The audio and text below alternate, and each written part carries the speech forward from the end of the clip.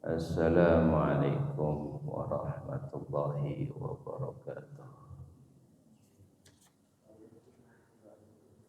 Alhamdulillah rabbil alamin. Wa bihi nasta'inu ala umuri dunya waddin. Wassalatu wassalamu ala asyrafil anbiya'i wal mursalin Sayyidina Muhammadin wa ala alihi wa ashabihi ajma'in, amma ba'du. Allahumma 'allimna ma jahilna wanfa'na bima 'allamtana wa zidna ilman nafi'an ya rabbal alamin. Bapak Ibu jamaah Masjid Al-Mu'minun yang mudah-mudahan dimuliakan oleh Allah Subhanahu wa taala. Alhamdulillah pada pagi hari ini Allah Subhanahu wa taala masih memberikan kesempatan untuk melaksanakan sholat subuh berjamaah, dilanjutkan dengan kuliah subuh. Mudah-mudahan Allah Subhanahu wa taala senantiasa memberikan keistiqomahan kepada kita dan barokah ilmu yang bermanfaat. Kita lanjutkan pembahasan kitab Fathul Qorib sampai pasal yang menerangkan tentang pengurusan jenazah atau al-janaiz. Bapak Ibu yang mudah-mudahan dimuliakan oleh Allah, ketika seseorang itu meninggal, maka ada kewajiban-kewajiban yang harus ditunaikan oleh orang-orang yang masih hidup. Ketika ada saudara kita yang meninggal atau tetangga kita yang meninggal, maka ada beberapa perkara yang menjadi haknya si mayit yang harus ditunaikan. Maka di sini dibahas, para ulama membahas tentang hak-haknya si mayit. Faslun fi ma yata'allaqu bil mayyiti min ghuslihi aw min ghuslihi wa takfinihi wa salati alaihi wa dafnihi. Pasal yang menyebutkan tentang hukum-hukum yang berkaitan dengan mayit. Min huslihi, dari memandikan, wa takfinihi, dan mengkafani, wa sholati alaihi, dan menyolatinya, wa dafnihi, dan menguburkannya. Jadi ini adalah hak-hak mayit: memandikan, mengkafani, menyolati, dan menguburkan. Ini hak-haknya si mayit. Wa yalzamu ala tariqi fardil kifayah, dan wajibnya itu fardu kifayah. Fardu kifayah itu artinya kalau ada beberapa orang yang menunaikan hak-hak mayit, maka kewajiban itu sudah gugur atas yang lainnya. Jadi kalau memang ada yang sudah memandikan, ada yang sudah mengkafani, ada yang sudah menyolati, ada yang sudah menguburkan, maka kewajiban atau hak-hak mayit ini telah gugur dari yang lainnya. Wa yalzamu ala tariqi fardil kifayah, dan wajib secara fardu kifayah fil mayyiti, di dalam pengurusan mayit, al muslimi, yang muslim, ghairil muhrimi, bukan orang yang sedang berihram, wasyahidi, dan bukan orang yang mati syahid, arba'atu asya, 4 perkara. Jadi fardunya di sini adalah fardu kifayah di dalam pengurusan mayit, kecuali orang yang berihram dan yang mati syahid. Ada beberapa hukum yang khusus, tetapi 4 perkara ini hukumnya adalah fardu kifayah bagi semua mayit yang muslim. Apa 4 perkara ini? Ghusluhu, memandikan, wa takfinuhu, dan mengkafani, wassalatu alaihi, dan menyolatinya, wa dafnuhu, dan menguburkannya. Ini hukumnya fardu kifayah, dan para ulama berijma tentang hal itu. Artinya hak-hak mayit itu harus ditunaikan oleh orang yang masih hidup, tetapi fardunya adalah fardu kifayah. Selama masih ada orang yang menunaikan hak-hak mayit tersebut, maka kewajiban itu telah gugur dari yang lainnya. Wa illam ya'lam bil mayyiti illa wahidun ta'ayyana alaihi ma dzukira, tapi akan menjadi fardu ain ketika apa? Wa illam ya'lam, ketika tidak ada yang mengetahui mayit, illa wahidun, kecuali 1 orang. Ta'ayyana alaihi, maka hal tersebut akan menjadi fardu ain. Artinya kalau dalam satu desa itu hanya 2 orang, ya ketika misalnya di hutan hanya 2 orang muslim, maka seluruhnya perkara-perkara yang disebutkan tadi yang 4 itu sifatnya fardu ain. Yang tidak ada orang lain, yang tidak ada orang lain kecuali di dirinya, maka pada saat itu adalah menjadi fardu ain. Nah, selanjutnya masalah wa ammal mayyitul kafir, adapun mayit yang kafir, fassalatu alaihi haramun, maka hukum menyolatinya adalah haram, harbiyan kana au dhimmiyan, baik orang kafir itu adalah kafir harbi. Kafir harbi itu kafir yang wajib diperangi, kafir yang secara terang-terangan membunuh, memerangi orang muslim, atau zimian, kafir zimi.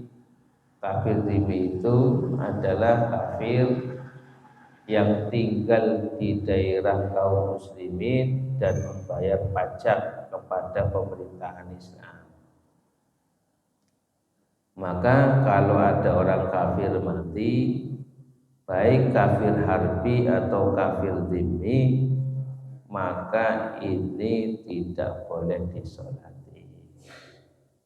Ya, maka apa yang disebutkan oleh Imam Nawawi rahimahullahu taala di dalam kitab Al-Majmu', beliau mengatakan, wa amma sholatu 'alal kafiri wa du'a'u lahu bil maghfirati fa haramun bi nassil Qur'ani wal ijma'.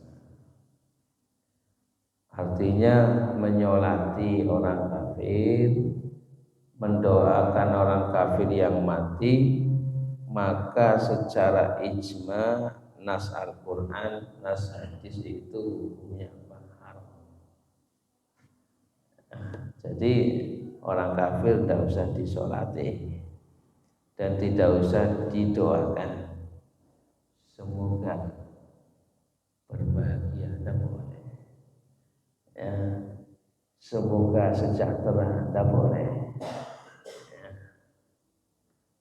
Tidak boleh mendoakan orang kafir, baik harbi atau dhimmi, meskipun itu keluarga kita, meskipun kerabat kita, tidak boleh.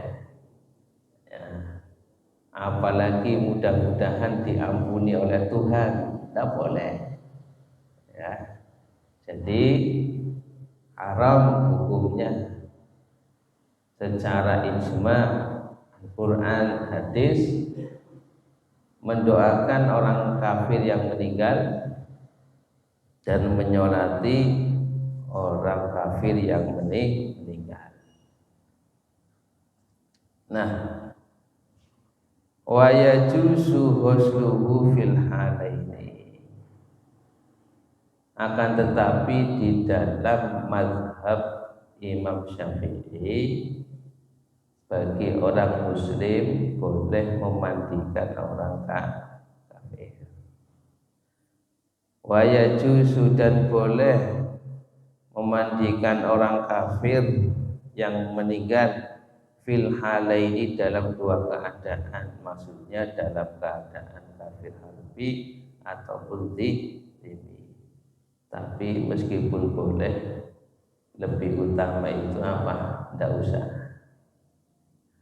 Secara hukum di dalam mazhab Syafi'i itu boleh. Nah, akan tetapi lebih utama itu tidak usah. Jadi demikian. Meskipun di dalam mazhab yang lainnya tidak boleh, tapi dalam mazhab Syafi'i itu boleh. Tapi al-aula, lebih utama itu tidak usah memandikan bagi mayit yang kafir. Apalagi mayit yang murtad, ya, yang murtad itu tidak boleh dimandikan, tapi lebih utama itu seorang muslim tidak memandikan. Wa yajibu takfinu dhimmi wa dafnuhu dunal harbi wal murtad. Wa yajibu, dan wajib, takfinu dhimmi, mengkafani orang kafir dhimmi, wa dafnuhu, dan menguburkannya, dunal harbi, bukan kafir harbi, dan wal murtadi, dan bukan murtad. Maksudnya kalau ada kafir dhimmi, kafir yang hidup di negara kaum muslimin dengan membayar pajak kepada pemerintahan Islam, maka orang muslim boleh mengkafani dan menguburkan, tapi tidak boleh menyolati, tidak boleh mendoakan. Nah itu.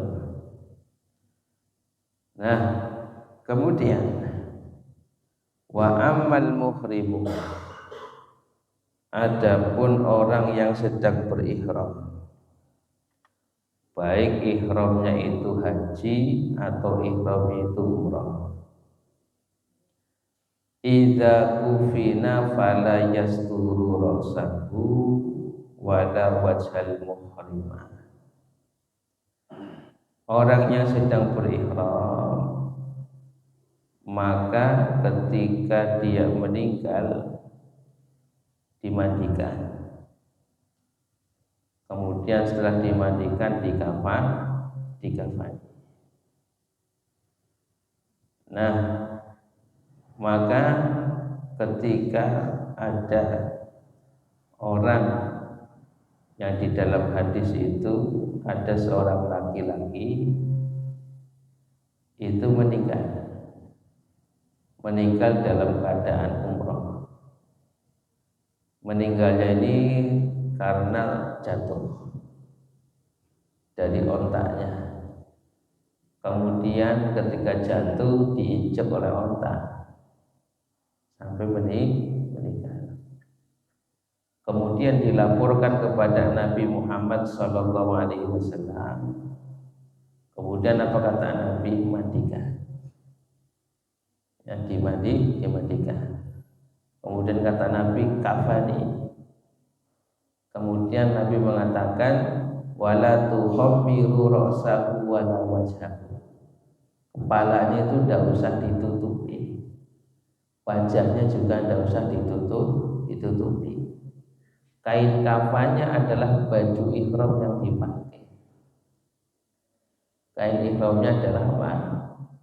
Ya, kain ihramnya adalah kain kafannya adalah baju ihram yang dia pakai.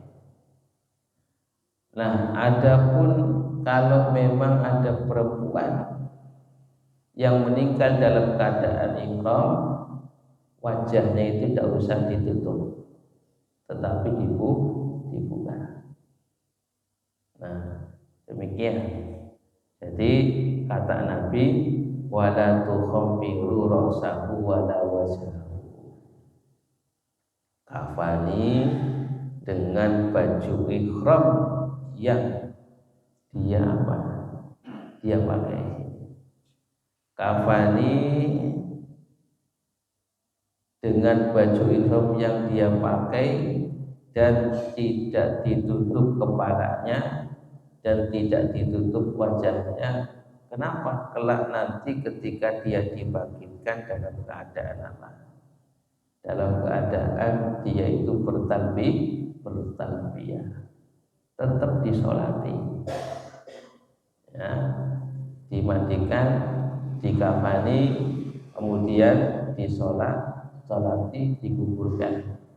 Tetapi ketika di dalam mengkafani tidak boleh ada wewangian. Ya, tidak usah diberi wangi-wangi itu di di kain kafannya, tidak usah. Ya, dan tidak usah itu dalam keadaan ihram. Kalau dimandikan dengan daun bidara tidak masalah. Tapi ketika mengkafani dengan baju ihram, maka baju ihram itu tidak usah tidak usah dikasih wangi. Disolati kemudian dikuburkan. Nah, ini bagi orang yang muhrim, yang ihram. Bagi wanita seluruh tubuh tertutupi kecuali muka. Nah, amma syahidu, adapun orang yang mati syahid, fala yusalla alaihi, maka tidak disolati. Kama zakarahul musannifu, sebagaimana disebutkan oleh musannif Imam Abu Syuja, biqaulihi, dengan ucapan beliau, wasnani la yuksalani wa la yusalla alaihima. Ada dua orang yang tidak perlu dimandikan ketika mati, wala yusalla alaihi, dan tidak perlu disolati. Ahaduhuma, yang pertama, asyahidu fi ma'rakatil musyrikin, yaitu orang yang mati syahid melawan orang-orang musyrik, orang-orang kafir di medan pertempuran. Di medan pertempuran. Maka definisinya orang yang mati syahid di pertempuran yang memang tidak dimandikan dan tidak disolati, wa huwa man mata fi qitalil kufari bisababi, yaitu orang yang mati di dalam memerangi orang-orang kafir, dan dengan sebab perang itulah dia itu meninggal. Sawaun, nah ini rinciannya.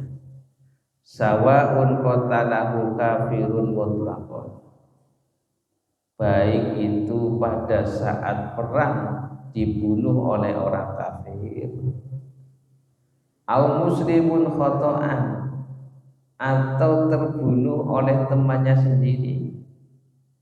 Ketika temannya itu memanah, ternyata kena siapa? Kena saudaranya. Kemudian mati. Itu juga terhitung syahid selama di medan perang.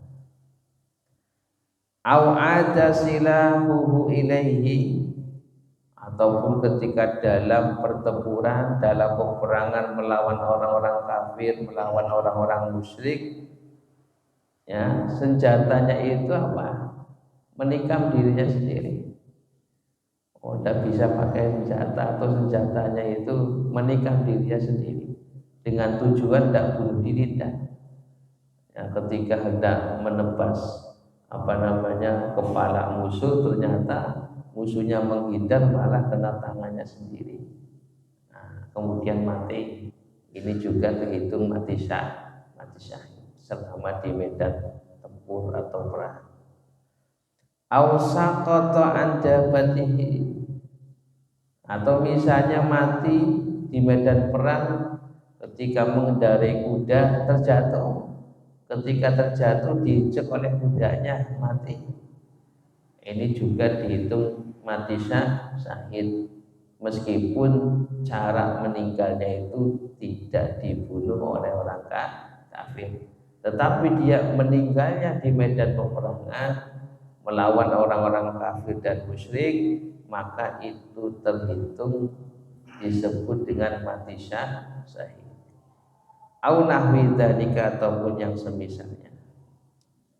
Nah, masalah fa in mata, ketika mati seseorang ba'da inqita'il qital, setelah selesainya perang, bijirahatin fihi, dengan luka pada dirinya, yuqta'u bi mautihi minha, yang dipastikan dia matinya karena luka tersebut, fa ghairu syahidin, maka disebut bukan syahid fil adhar, menurut pendapat yang adhar. Artinya kalau ada orang ikut perang, terluka di tangannya, kemudian selesai perang dia pulang ke rumah. Nah, ketika dia pulang ke rumah kemudian meninggal karena lukanya itu, maka tetap ini bukan dinamakan syahid. Nah, bukan dinamakan syahid yang tidak dimandikan, tidak disolati. Tetap dia dimandikan, tetap dia disolati, karena meninggalnya bukan di medan perang. Wa kadza law mata, begitu juga sekiranya ada orang mati fi qitalil bughati, di dalam memerangi orang-orang ini separatis, ya, orang-orang orang-orang yang ingin mendirikan negara sendiri, orang muslim. Nah, ketika memerangi Bughat, orang-orang yang keluar dari pemerintahan yang sah, ya, kemudian mati, maka ini juga menurut pendapat itu bukan disebut syahid. Au mata fil qitali la bisa babil kita, ataupun mati yang memerangi tapi bukan di medan peperangan, maka itu dinamakan bukan syahid. Jadi intinya orang syahid yang tidak dimandikan dan tidak disolati itu adalah orang yang meninggal di medan perang, orang yang meninggal di medan pertempuran antara orang muslim dan orang kafir. Ini sesuai dengan hadis yang diriwayatkan oleh sahabat Jabir bin Abdillah yang disebutkan oleh Imam Bukhari di dalam kitab Sahihnya. Begitu juga diriwayatkan oleh Anas bin Malik di dalam Sunan Abu Dawud, menceritakan anna Nabiya sallallahu alaihi wasallam, Nabi Muhammad sallallahu alaihi wasallam amara fi qatli Uhud bidafnihim fi dima'ihim. Nabi memerintahkan para sahabat yang meninggal di perang Uhud untuk langsung dikuburkan bersama pakaian-pakaian mereka yang penuh dengan darah. Walam yugsalu, dan mereka itu tidak dimandikan. Walam yusalla alaihim, dan tidak disolati. Langsung dikuburkan bersama pakaian-pakaian mereka yang penuh darah, tidak dimandikan, tidak disolati. Nanti kelak akan dibangkitkan dalam keadaan yang demikian dengan darah yang masih segar. Nanti orang yang mati syahid ini akan dibangkitkan dalam keadaan seperti di mana dia dikuburkan, seperti di mana dia itu mati atau meninggal. Ketika dia itu dibangkitkan, maka dibangkitkan dalam keadaan darah itu mengalir, masih segar. Ini sebagai bentuk kemuliaan Allah kepada orang-orang yang mati syahid. Begitu juga orang-orang yang meninggal pada saat ihram, ketika dimandikan, ketika dikafani dengan baju ihram mereka, maka ketika dibangkitkan dalam keadaan sebagaimana yaitu dikuburkan, maka dalam keadaan memakai baju ihram dan bertalbiyah labbaik Allahumma labbaik. Ini sesuai dengan hadis Nabi Muhammad sallallahu alaihi wasallam. Jadi yang pertama, orang yang tidak dimandikan dan tidak disolati langsung dikuburkan, itu adalah yang pertama, orang yang mati syahid. Kemudian wasani yang kedua, asyqtu alladzi lam yastahil. Yang kedua adalah bayi yang keguguran. Bayi yang keguguran, alladzi lam yastahil, yang tidak mengeraskan suaranya. Ailam yarfa sautahu, yang tidak mengeraskan suaranya. Sorihon, dengan menjerit, artinya bayi yang mati di dalam kandungan atau bayi yang lahir belum sempurna, maka ini tidak perlu dimandikan, dan tidak perlu disolati. Maaf kalau misalnya bayi itu misalnya ya bayi itu meninggal umur 6 bulan. Umur 6 bulan ini apa namanya sudah ada ruhnya atau belum? Sudah. Nah, kemudian ketika bayi ini meninggal, maka ini tidak disolati, tidak dimandikan, cukup dikuburkan. Ya tentunya dibungkus ya, menguburkannya itu dibungkas, kemudian dikuburkan. Atau misalnya orang melahirkan, ketika melahirkan bayinya langsung mati, tidak nangis, ya tidak menjerit, nah, langsung meninggal, itu juga dihukumi sama. Ya dihukumi tidak disolati, ya tidak dihukumi tidak dimandikan. Meninggal langsung keluar langsung meninggal, tidak nangis. Nah, berbeda kalau misalnya maaf bayi itu ketika keluar nangis ya seperti bayi normal biasa. Kemudian ketika 10 hari misalnya meninggal, ini tetap dimandikan, tetap disolati. Nah, jadi demikian bayi yang keguguran atau bayi yang mati di dalam perut atau ketika keluar itu mati. Nah, maka ini tidak dimandikan dan tidak disolati. Nah, maka apa yang disampaikan oleh Nabi Muhammad SAW, Nabi Muhammad SAW menyatakan, at-tiflu la yusalla alaihi wa la yarisu wa la yurasu hatta yastahilla.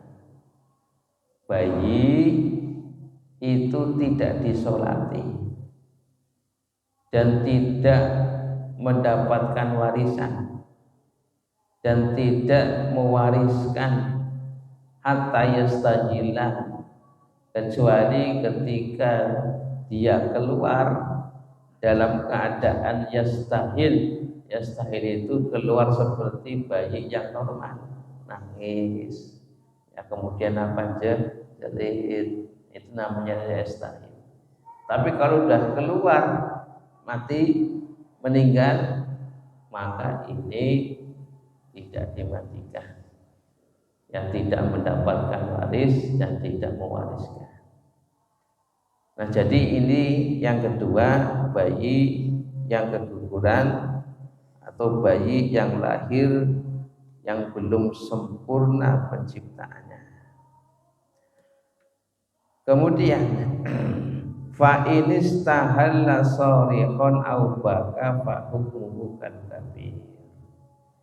Dan ketika lahir bayi dalam keadaan menjerit, dalam keadaan menangis seperti bayi normal biasanya, fa hukmuhu kabir, maka dihukumi seperti orang yang dewasa atau orang yang besar. Artinya tetap dimandikan dan tetap disolati. Nah, kemudian berikutnya, wayaksidul mayyita atau wayuksadul mayyitu, tidak mengapa, boleh dibaca yuhsadul mayyitu atau wayuhsidul mayyita. Wayuhsadul mayyitu witran, dan memandikan mayit atau dimandikan si mayit witran dengan bilangan ganjil. Nah, ini kita bicara tentang memandikan mayit. Berbicara tentang memandikan apa mayit. Wa yughassalu al-mayyitu, dan mayit dimandikan witron dengan bilangan witir, dengan bilangan ganjil. Salasan 3 kali. Ini yang minimal. Minimal bilangan ganjil. Ya, ini yang sempurna ya. Artinya minimal kesempurnaan itu ya 3. Au khamsan ataupun 5, au aktsara min dzalika atau lebih dari itu. Ya, artinya 3 ataupun 5 atau lebih dari itu. Wa yakunu fi awwali ghuslin, wa yakunu fi awwali ghuslin sitru, dan ada pada mandi yang pertama itu sitrun. Sitrun itu daun bidara. Nah, kalau orang mandikan mayit itu kan yang pertama kali dilakukan adalah mengistinjakan atau menghilangkan najis-najis dan menghilangkan kotoran dari si mayit. Kemudian yang kedua, yang boleh diawalkan wudunya, diwudukan dulu. Setelah diwudukan, kemudian nanti diguyur dengan air. Nah, diguyur dengan air yang dicampur dengan daun bidara atau dicampur dengan kapur barus. Ini diguyur sampai merata. Nah, ini namanya basuhan yang pertama. Nah, kemudian basuhan yang kedua, ya itu apa namanya? Tadi basuhan yang pertama sudah disabuni, sudah disamponi. Kemudian basuhan yang kedua disiram. Nah, sampai sisa-sisa sabun, sampai sisa-sisa sampo, sampai sisa-sisa kapur barus tadi atau sabun-sabun itu hilang. Ini basuhan yang kedua. Basuhan yang ketiga tanpa campur apapun, diguyur yang bersih itu 3. Nah, ini kesempurnaan minimalnya berapa? 3. Nah, ini cara memandikan. Diingat-ingat, basuhan pertama itu dengan menggunakan air sabun, daun bidara. Kemudian basuhan yang kedua rata menghilangkan itu sisa-sisa air sabun, sampo. Kemudian yang ketiga itu bilasan semuanya. Ini yang dihitung itu kalau di dalam mazhab Imam Syafi'i itu dihitung yang ketiga, karena menggunakan air mutlak, air yang suci dan mensucikan. Nah, ini namanya apa namanya 3 kali. Kalau memang mau ditambahkan 5 kali dapat 4 dibasuh sampai rata, 5 dibasuh sampai rata. Tapi kelamaan, ya minimalnya berapa? 3. Nah, jadi ini dinamakan wa yughassalul mayyitu witron. Mayit itu dimandikan witron dengan bilangan kecil. Salasan 3, au khamsan 5, au aktsara min dzalika, atau lebih dari itu. Bisa 7. Wa yakunu fi awwali ghuslihi sidrun, dan pertama kali basuhan itu dengan menggunakan bidara atau sabun, ya kemudian disamponi, ya seperti orang hidup mandi lah gitu ya, disampuni, disabuni dari ujung rambut sampai ujung kaki itu kena sabun. Ayyusanu an yasta'inal ghasilu, maksudnya disunahkan orang yang memandikan itu menggunakan fil ghusratil ula, pada basuhan yang pertama, min ghusalatil mayyit, dari beberapa basuhan mandikan mayit, bisitrin dengan bidara, au khotamiyin atau daun asam. Daun asam, jadi kalau apa namanya dulu itu bidara, kemudian daun asam. Tujuannya ya untuk wangi-wangi si mayit. Iya. Kalau sekarang ya sabun, kemudian sampo. Ya. Nah, wa yakunu fi akhirih, dan ada pada akhir memandikan mayit, ay akhiru ghuslil mayit, akhir dari memandikan mayit, ghairul muhrim, selain daripada orang yang berihram, syai'un qalilun, sesuatu sedikit, min kafur, dari kafur barus, bihaitsu la yughayyirul ma, di mana tidak mengubah kemutlakan air. Setelah basuhan ketiga diguyur dengan air yang mutlak, sebelum mayit itu diangkat, itu disiram dengan kafur barus yang dicampur dengan air yang dicampur dengan kafur barus sebelum diangkat. Sudah bersih, disiram dengan kafur barus. Nah, kalau mayitnya bukan muhrim itu orang yang berihram, pada akhir memandikan itu disiram dengan air dan kafur barus yang tercampur.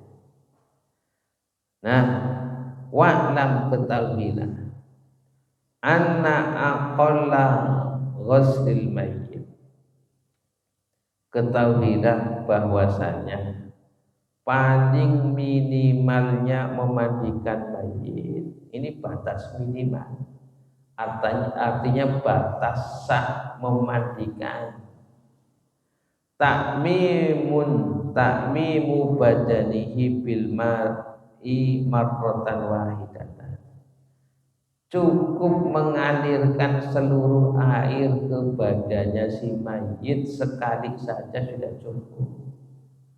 Jadi sekali gerujuk dari ujung rambut sampai ujung kaki sah.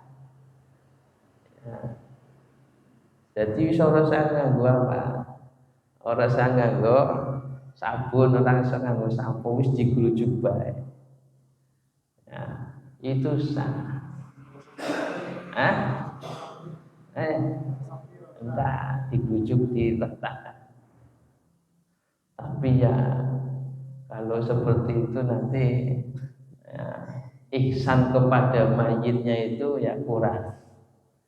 Orang kita itu kan harus berbuat ihsan, berbuat baik kepada si mayit. Maka ya minimalnya itulah, minimal kesempurnaan 3 lah tadi caranya itu. Tapi kalau batas minimal sahnya, ya sudah diguyur aja itu.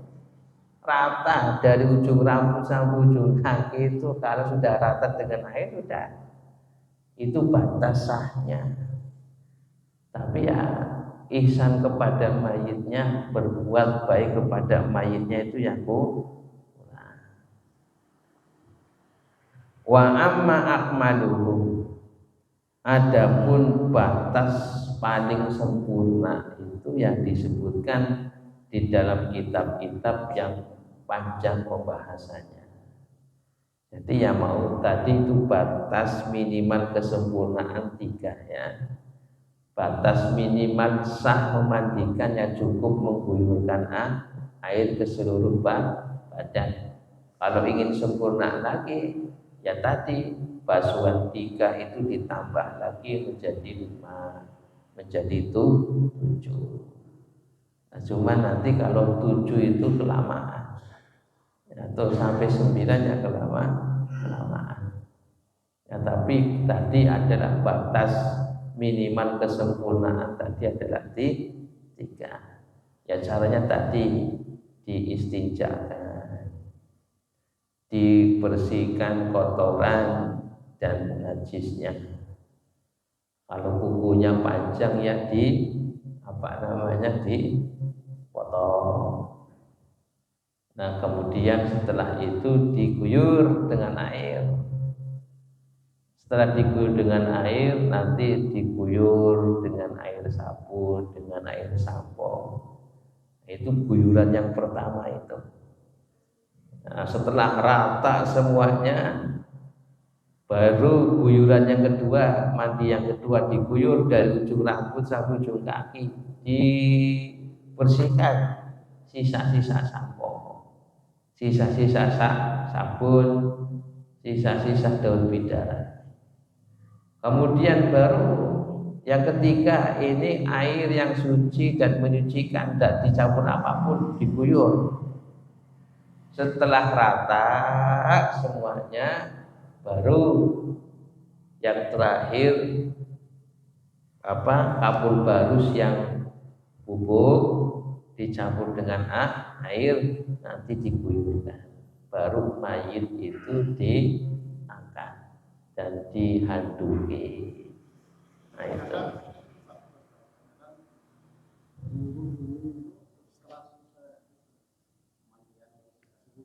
Ya itu tidak masalah. Wudhu di pertama atau wudhu di terakhir itu adalah sah-sah saja. Ya, jadi kalau mau wudhukan pertama, mau wudhukan yang terakhir itu tidak masalah. Ya tergantung lebih nih. Lebih nih awal ya monggo, lebihnya itu di akhir tak masalah. Ya, itu. Ya. Jadi ini cara ya minimal kesempurnaan 3. Ya, minimal kesempurnaan 3. Tapi kalau memang istilahnya orang kayaknya ngenteni lebih suwe diguyur banyu bae terus diangkat sandak ya sah itu nanti. Ya. Jadi tapi ihsan kepada mayitnya itu apa? Ya berkurang. Baik, kita akhiri subhanakallahumma bihamdika asyhadu an la ilaha illa anta astaghfiruka wa atubu ilaik. Assalamualaikum warahmatullahi wabarakatuh.